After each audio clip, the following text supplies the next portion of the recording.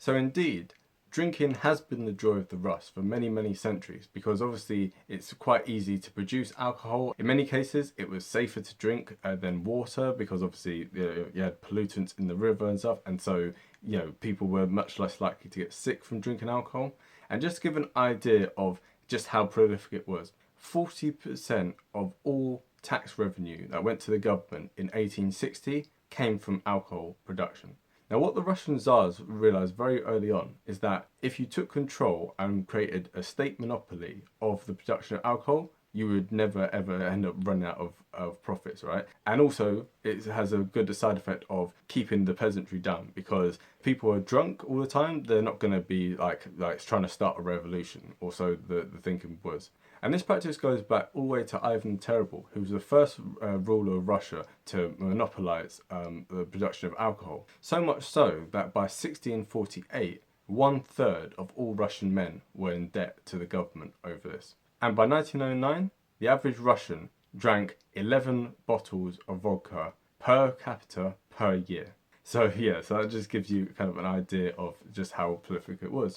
So when the Bolsheviks took power in Russia, and definitely check out our previous video on what if the Russian Revolution never happened for a bit more context on that. When the Bolsheviks took power, they tried to push for an anti-alcoholism agenda. They tried to really discourage people from drinking, because they thought that the new Soviet man as such shouldn't be an alcoholic. They should be, clear mind and clear body and stuff, and get on with being a productive citizen. However, for Stalin, when he came to power, he recognized the same thing of what the Tsars had recognized, which was that A, it was a good source of tax revenue, and B, it was a good way of keeping people down, because obviously if people are drunk, they're not going to be rebelling.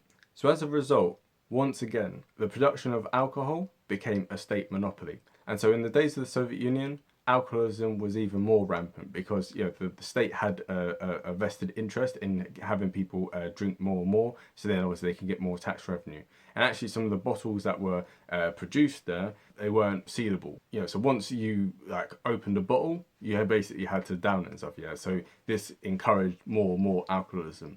And when Gorbachev came to power as the last premier of the Soviet Union, he tried to really clamp down on alcoholism once again. So he almost imposed a kind of partial prohibition in a way. So there were severe restrictions on the sale of alcohol, and there were severe penalties for public drunkenness. So yeah, he really tried to clamp down on it, had education programs and stuff. And this worked. This did manage to get the alcoholism in Russia down. However, he was very unpopular for this. So this is yet another reason why Gorbachev is now seen in Russia as being a very unpopular person. However, Gorbachev was onto something, because it's estimated that since 1987, there have been an extra 3 million deaths in Russia as a result of alcoholism. And by 1985, it was estimated that $8 billion each year will be lost in terms of productivity due to alcoholism. And so even today, you find big parts of Russia, being really negatively affected. And so just to give some idea on this, the Lancet, which is a medical journal, they went to some Siberian industrial towns, and they found that 52% of all deaths that took place between people aged 15 to 54 were from alcohol.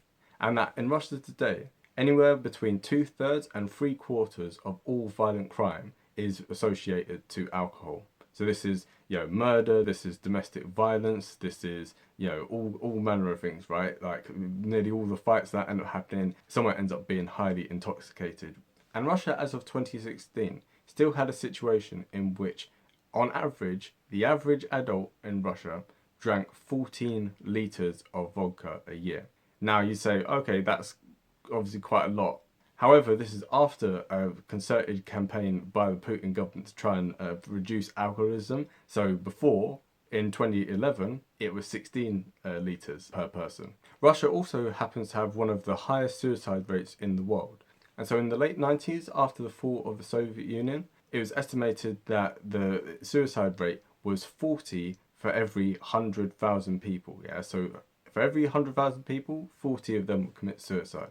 Now, that figure has dropped down slightly to 27 for every 100,000 people, but that's still one of the highest in the world by quite a margin. And it's estimated again that about half of those who commit suicide in Russia, again, it's linked to alcoholism. Never mind the fact that, you know, domestic violence in Russia is again one of the highest in the whole world, and for some unknown reason, the Putin government, like the other year, decriminalized domestic violence. It's already ridiculously high, and then they decriminalized it, and surprise, surprise, boom, it went up, right? Because people thought, right, we can do what we want to our wives and or to our girlfriends, and like the government's not going to get involved. So, yeah, that's a great idea, isn't it? What kind of yeah, and again, a lot of those who will be committing acts of violence against their spouses or girlfriends, it's going to be as a result of being under the influence of alcohol.